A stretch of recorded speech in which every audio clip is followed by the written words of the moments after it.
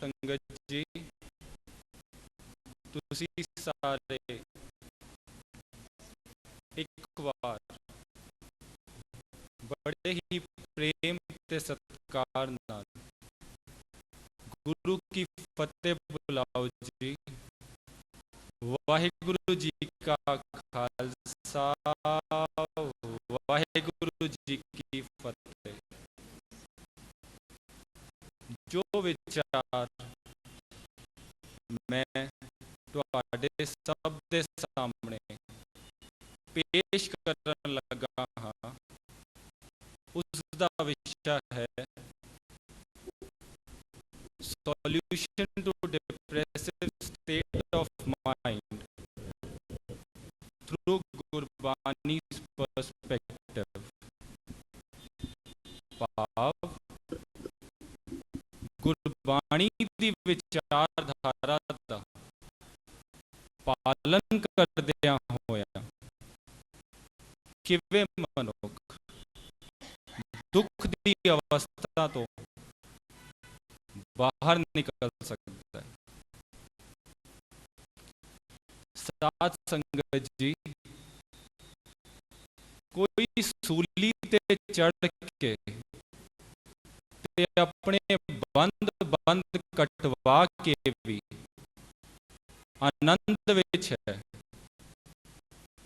ਤੇ ਕੋਈ ਮਨੁੱਖ ਸੋਨੇ ਦੇ ਸਿੰਘਾਸਨ ਦੇ ਉੱਤੇ ਬੈਠ ਕੇ ਵੀ ਦੁਖੀ ਹੈ। ਕਹਿਣ ਤੋਂ ਭਾਵ ਇਹ ਹੈ ਕਿ ਜਿਸ ਮਨੁੱਖ ਦਾ ਧਿਆਨ ਪਰਮਾਤਮਾ ਦੇ ਵਿੱਚ ਹੈ, ਉਹ ਮਨੁੱਖ ਆਨੰਦ ਵਿੱਚ ਹੈ, ਤੇ ਜਿਸ ਮਨੁੱਖ ਦਾ ਧਿਆਨ ਆਪਣੇ ਵਿੱਚ ਹੈ, ਉਹ ਮਨੁੱਖ ਦੁੱਖ ਵਿੱਚ ਹੈ। ਤੁਹਾਨੂੰ ਜੇ ਕੋਈ ਮਨੁੱਖ ਦੁਖੀ ਨਜ਼ਰ ਆ ਰਿਹਾ ਹੈ,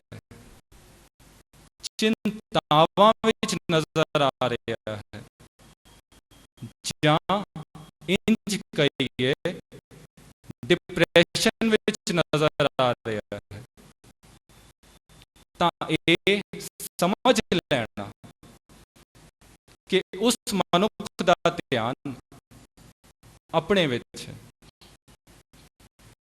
ਤੇ ਅਜਿਹਾ ਮਨੁੱਖ ਹਰ ਸਮੇਂ ਆਪਣੀਆਂ ਯਾਦਾਂ, ਆਪਣੀਆਂ ਚਿੰਤਾਵਾਂ ਤੇ ਅਧੂਰੀਆਂ ਖੁਆਇਸ਼ਾਂ ਵਿੱਚ ਡੁੱਬਿਆ ਰਹਿੰਦਾ ਹੈ,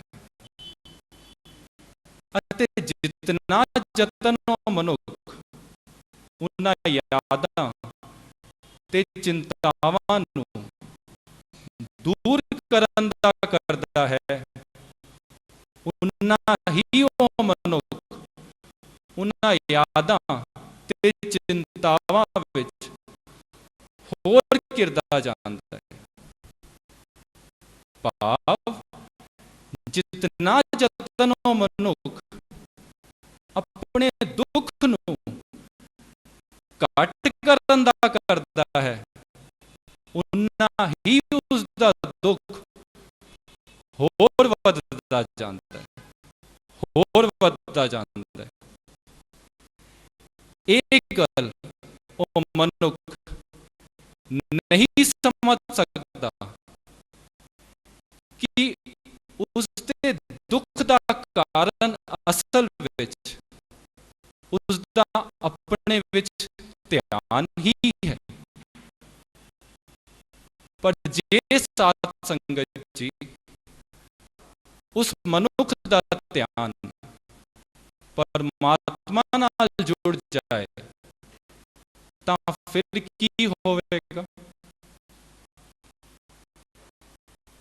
ਜੈਸੇ ਜੈਸੇ ਧਿਆਨ ਪਰਮਾਤਮਾ ਵਿੱਚ ਜੁੜਦਾ ਹੈ, ਸਭ ਤੋਂ ਪਹਿਲਾਂ ਮਨੁੱਖ ਦਾ ਧਿਆਨ ਆਪਣੇ ਤੋਂ ਹਟਦਾ ਹੈ। जैसे जैसे ध्यान परमात्मा विच गहरा होंदा है, वैसे वैसे अपनियां यादां ते चिंतावां मिटदियां ने। जिस दिन मनुख दा ध्यान शिखर ते पहुंच जांदा है, उस दिन मनुख दा ध्यान अपने तो बिल्कुल हट जांदा है। भाव अपनी याद नहीं रहंदी ते फिर की होंदा है? अपने विच दुख सन, वो दुख याद नहीं रहंदे। अपने विच चिंतावां सन, बहुत कुछ ऐसा सी जो मैं चाहुंदा सी कि ए होवे, ए होवे, ए होवे, ਉਹਦੇ ਵਿੱਚ ਧਿਆਨ ਹੀ ਨਹੀਂ ਰਿਹਾ। ਦਰਅਸਲ ਪਰਮਾਤਮਾ ਵਿੱਚ ਧਿਆਨ, ਮਨੁੱਖ ਦਾ ਧਿਆਨ ਸਭ ਕੁਝ ਤੋਂ ਹਟਾ ਦਿੰਦਾ ਹੈ। ਮਹਾਰਾਜ ਆਪ ਕਹਿੰਦੇ ਨੇ, ਧਿਆਨ ਦੇਣਾ ਸਭੇ ਗੱਲਾਂ ਵਿਸਰਨ, ਇੱਕੋ ਵਿਸਰ ਨਾ ਜਾਓ। ਤੇ ਉਸ ਇੱਕ ਦਾ ਧਿਆਨ ਅਸਲ ਵਿੱਚ ਕੀ ਹੈ? ਉਸ ਇੱਕ ਦਾ ਧਿਆਨ ਹੈ ਪਰਮਾਤਮਾ ਦੇ ਗੁਣਾਂ ਦਾ ਧਿਆਨ। ਤੇ ਇਸੇ ਤਰ੍ਹਾਂ ਲਗਾਤਾਰ ਪਰਮਾਤਮਾ ਦੇ ਗੁਣਾਂ ਦਾ ਧਿਆਨ ਕਰਦਿਆਂ ਕਰਦਿਆਂ ਮਨੁੱਖ ਵੀ ਇੱਕ ਦਿਨ ਉਹਨਾਂ ਗੁਣਾਂ ਦਾ ਹੀ ਰੂਪ ਹੋ ਜਾਂਦਾ ਹੈ। ਪਰ ਇਸ ਤੋਂ ਉਲਟ ਜੇ ਅਸੀਂ ਵੇਖੀਏ ਕਿ ਜੇ ਕੋਈ ਮਨੁੱਖ ਹਰ ਸਮੇਂ ਕਿਸੇ ਦੂਸਰੇ ਮਨੁੱਖ ਦੇ ਔਗੁਣਾਂ ਦਾ ਧਿਆਨ ਕਰਦਾ ਰਹੇ, ਹਰ ਸਮੇਂ ਹਰ ਵੇਲੇ ਦੂਜੇ ਮਨੁੱਖਾਂ ਵਿੱਚ ਕਮੀਆਂ ਨੂੰ ਵੇਖਦਾ ਰਹੇ, ਕਮੀਆਂ ਨੂੰ ਵੇਖਦਾ ਰਹੇ, ਤਾਂ ਇੱਕ ਦਿਨ ਕੀ ਹੋਵੇਗਾ? ਉਹ ਮਨੁੱਖ ਵੀ ਉਹਨਾਂ ਕਮੀਆਂ ਦਾ ਹੀ ਰੂਪ ਹੋ ਜਾਏਗਾ।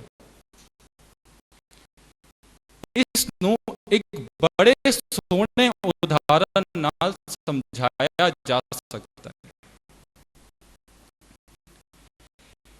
ਇੱਕ ਦੀਵਾਰ ਦੇ ਉੱਤੇ ਕਮਲ ਦੇ ਫੁੱਲ ਬਣਾਏ ਨੇ ਕਿਸੇ ਚਿੱਤਰਕਾਰ ਨੇ। ਭਾਵ ਇੱਕ ਪੇਂਟਰ ਨੇ ਦੀਵਾਰ ਤੇ ਪੇਂਟਿੰਗ ਕੀਤੀ ਹੈ। ਗੁਲਾਬ ਦੇ ਫੁੱਲ ਵੀ ਖਿਡਾਏ ਨੇ, ਦਰਿਆ ਵੀ ਬਣਾਇਆ ਹੈ, ਸਰੋਵਰ ਵੀ ਬਣਾਇਆ ਹੈ, ਤੇ ਫੁੱਲਾਂ ਦੇ ਕੋਲ ਉਸਨੇ ਬੁਲਬੁਲਾਂ ਵੀ ਬਿਠਾਈਆਂ ਨੇ ਤਸਵੀਰ ਵਿੱਚ। ਬੜੇ ਹੀ ਗਜ਼ਬ ਦੇ ਨਜ਼ਾਰੇ ਵਿਖਾਏ ਨੇ ਉਸ ਚਿੱਤਰਕਾਰ ਨੇ ਦੀਵਾਰ ਤੇ। ਗੁਲਾਬ ਦੇ ਫੁੱਲ ਵੀ ਨੇ, ਕਮਲ ਦੇ ਫੁੱਲ ਵੀ ਨੇ, ਦਰਿਆ ਵੀ ਹੈ, ਬੁਲਬੁਲਾਂ ਵੀ ਹਨ, सरोवर भी है, पर एक कीड़ी घूम रही है, देखती पई है दीवार ते खुड किथे है, खुड किथे है। गजब दी गल, ना उसनू गुलाब दिखाई दे रहा है, ना उसनू सरोवर दिखाई दे रहा है, ना उसनू दरिया दिखाई दे रहा है,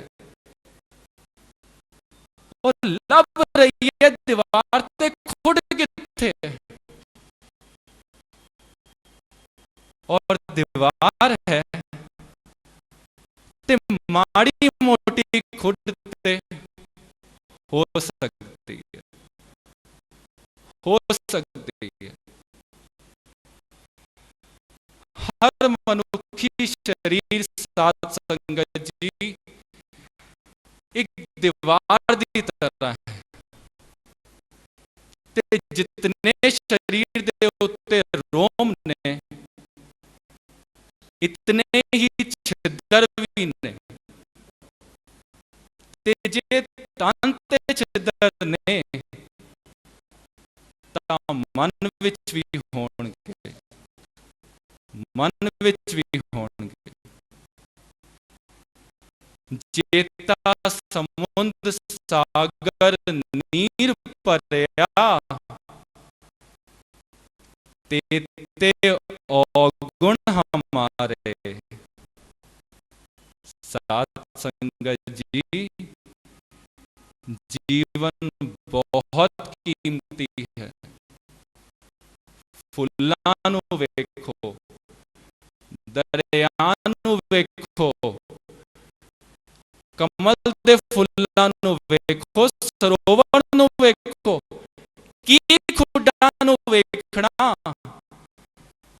पर जे असी खुड्डां नू ही वेखदे रहे तां एक दिन जीवन खत्म हो जाएगा, पर एक खुड कदे खत्म नहीं होंगे।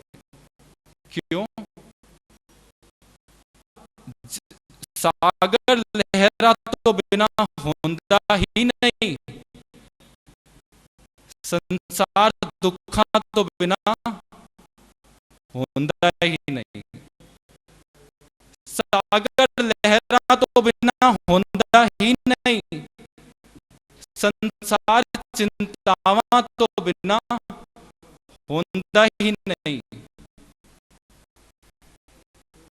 ते तुहाडा सब दा ध्यान परमात्मा विच जुड़िया रवे, यही कामना करदियां होया इस विचार दी समाप्ति। सारे एक बार गज के आखो, वाहिगुरु जी का खालसा, वाहिगुरु जी की फतेह। बहुत बहुत धन्यवाद रणदीप सिंह जी।